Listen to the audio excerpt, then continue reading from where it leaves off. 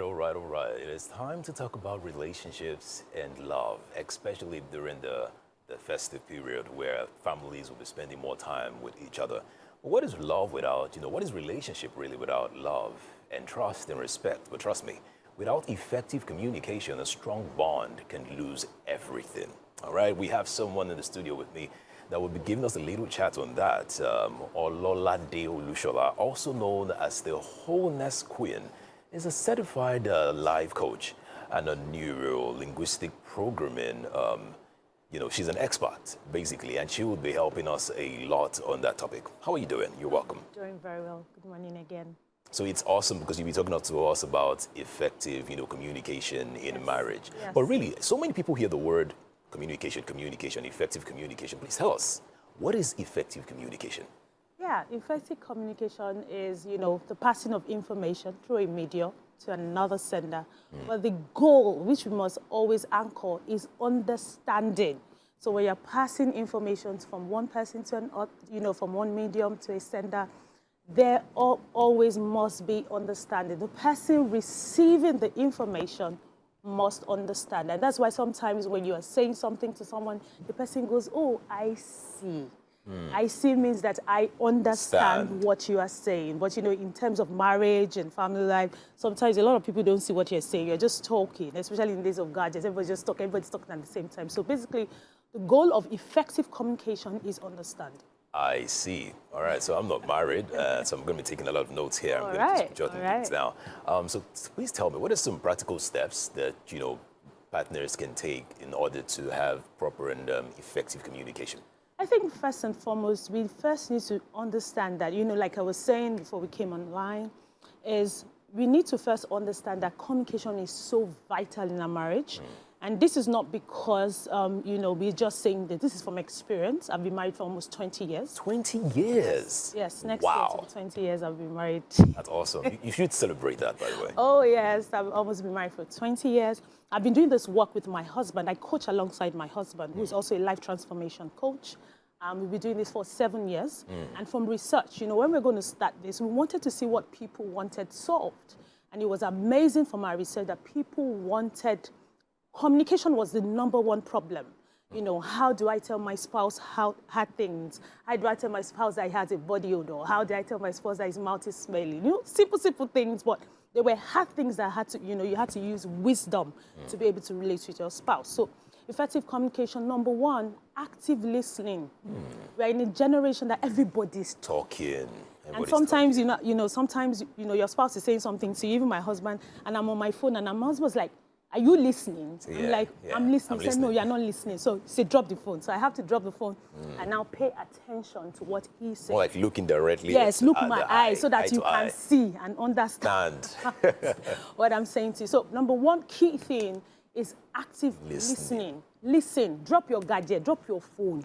Listen to what... Look at me. Let's talk. Exactly. In Yoruba, in my language, they say, Ojuloro, like, it's in my eyes that you can see the information. Okay. All right. So I think that's #1 thing. I think the second thing is also to be empathetic. Listen with empathy.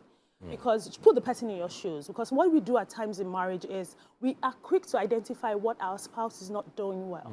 Well, what is one thing that spouse is doing well? So you look at that situation from those eyes so that you can get to the bottom of the problem. So a lot of people just want to say, he's not doing this, she's not doing that. At that time, put empathy. If it was you, how would you want to feel?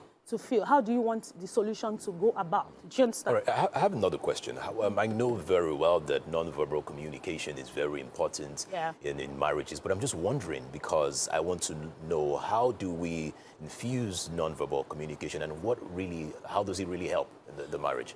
When it comes to nonverbal communication, I think one key thing is also, there are so many, factors to consider. But first and foremost, one of the key things we use even in, therapy is what is your spouse's love language? And love languages change. Now, I'll use myself as a personal example. It changes? Yes, it does. Wow. Change. Oh, yes. It changes because your desire for life changes. And I'll give you a practical example. Okay, tell me. When I was dating my husband, when we first started dating, I used to gift was my, first love language. My husband would buy me lovely perfume, and stuff like that. But as we grew up, that stopped. The gifts, yes, they come, but I wanted more of quality time. Okay. At the time, it switched from quality time to just words of affirmation. I just wanted to hear, Ololade, you are doing well. You're trying. You're putting so many things together. Right. But some of us don't know that. So imagine if my husband didn't know that my love language had changed from gift to words of affirmation. And he keeps giving me gifts. I'm like, what's this gift for? Thank you, but the thing that I did yesterday, you did not appreciate me for it. Okay. Do you understand what I'm saying? Okay. So one of the key things, one of the key ways, non-verbal ways, of communicating in marriage is to identify at that time what makes your spouse joyful, what makes your spouse happy, what makes your spouse vibed. You don't really need to talk. You can just wake up. Now, words of affirmation, I see a nice, nice note under my pillow in the morning. I'm like, oh my God, I'm being appreciated. I'll steal that one. I'll steal that one. But let me, I just want to find out, are there like books, practicals, workshops that people can use to learn more on effective communication? Yes. Can you recommend like any? Yes. Okay, so before I recommend any other one, in 2025, I and my husband have been, running this for 7 years. All right. We're hidden, and we've just been doing one-on-one communication, but we are scaling it up. We're starting, let's talk about it, because we see that a lot of people just want to talk. True. And so let's talk about it starting in January 2025, where we'll be 19 years in marriage. Okay. And we're going to bring in our resources and stuff to help couples going through, a trying season. And also, I think is it Gary Chapman? I'm trying to remember his name. Okay. The person that wrote Love Languages. There's thousands of books. I don't know why they're just not coming to mind. One of my main mentors, I know internet is very good, is Dr. Miles Monroe. Okay. Dr. Miles Monroe is late now, but he has thousands of write-up on the internet. Go and listen, even on YouTube. Just sit down and just type Dr. Miles Monroe on marriage and family life. You will have so many things to do. He has this book, The Power and Purpose of Love and Marriage. He has books on divorce, because some people are struggling with that. As a pastor, as I was telling you, I'm a pastor. You're a pastor as well? Yes. Oh, that's brilliant. Yes. That is brilliant. I'm a pastor and a pastor's wife. Oh, okay. Your husband is also a pastor? Yes. Okay, pastor's wife. All right. Yeah, but at the same time, we always say this, all pastors are not coaches. So we are pastors and we are certified life coaches. My husband is even a therapist. So it's important that we go and see certified life coaches.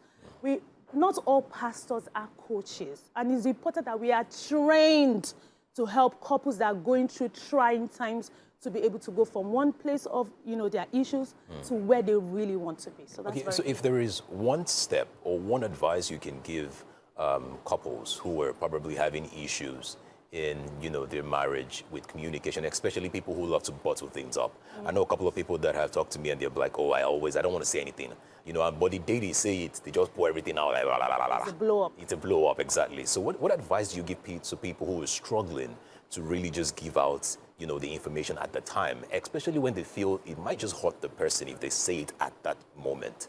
So how do they get better? How do they fix that? I always say something, and it's important that, first and foremost is to sit down. And I was saying that especially for this festive season, it's important that you create time for yourself. Sometimes we are too busy for our marriage. We are too busy for our family. It doesn't make any sense. So you have to first sit down and say, look, we need to talk about this. And sometimes it has gotten so bad, you need to see a coach. You need to see a coach and talk to a coach that can come in, or a counselor that can come in and help you. So I know you talked about sitting down and, having a coach, but I think we have to stand up. You know why? Because we have to take you to the kitchen. We have something nice for you. Wow. And we want to show you. So please join us. All right, let's go. Join us.